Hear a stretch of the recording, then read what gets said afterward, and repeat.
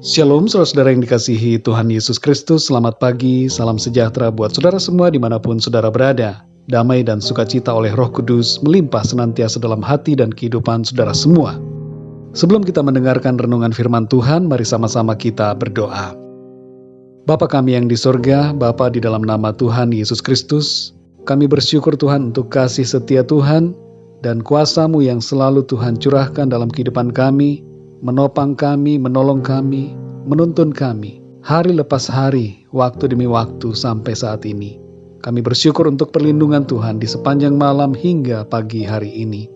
Dan saat ini Tuhan kami mau mendengarkan kebenaran firman-Mu. Berbicaralah kepada kami ya Tuhan secara pribadi, urapi kami, supaya kami dapat mengerti akan kebenaran firman-Mu. Dalam nama Tuhan Yesus Kristus kami berdoa, haleluya, amin. Saudara yang dikasihi Tuhan, ayat renungan kita pada saat ini terdapat di dalam Kisah Para Rasul pasal 12 ayat 5-10.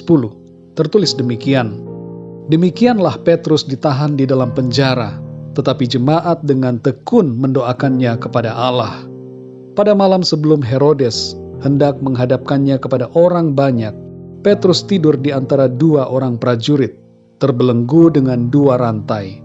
Selain itu, prajurit-prajurit pengawal sedang berkawal di muka pintu.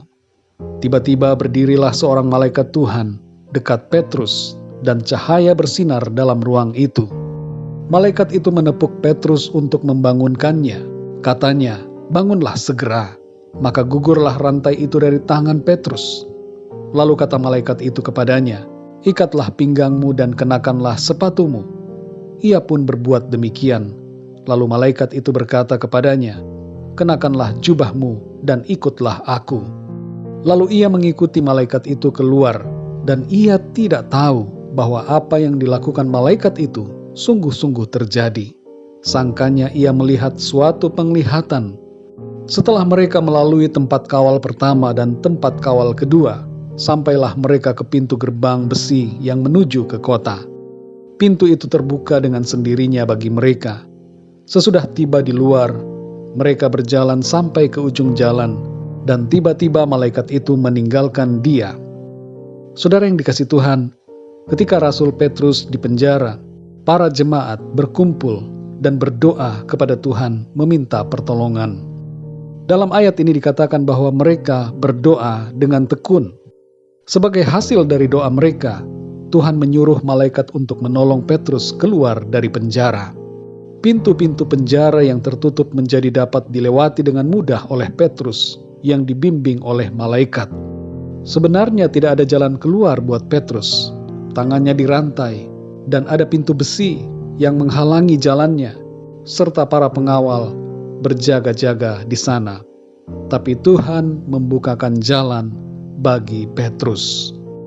Saudara yang dikasihi Tuhan, ada beberapa makna yang kita dapatkan dari ayat-ayat ini. Yaitu, pertama, ketika kita berdoa, maka ada kegerakan yang terjadi di alam roh.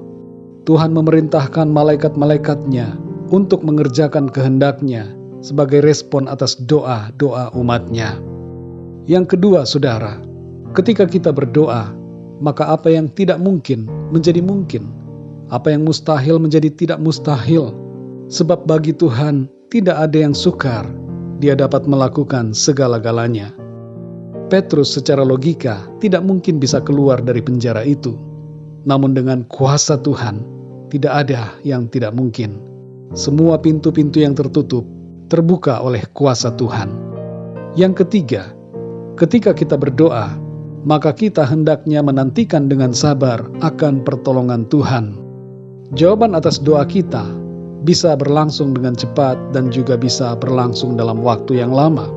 Namun demikian Tuhan menghendaki agar kita senantiasa sabar dalam menantikan Tuhan. Doa bukanlah sekedar kegiatan meminta, tapi lebih daripada itu, doa merupakan proses untuk membentuk kita agar semakin menjadi pribadi yang seturut dengan kehendak Tuhan. Yang keempat, saudara, ketika kita berdoa, berdoalah dengan sungguh-sungguh dengan penuh ketekunan. Doa harus disertai dengan iman percaya bahwa Tuhan sanggup melakukan kuasa-Nya untuk menolong kita. Dan yang kelima, ketika kita berdoa, jangan lupa untuk mendoakan orang-orang lain yang membutuhkan pertolongan Tuhan.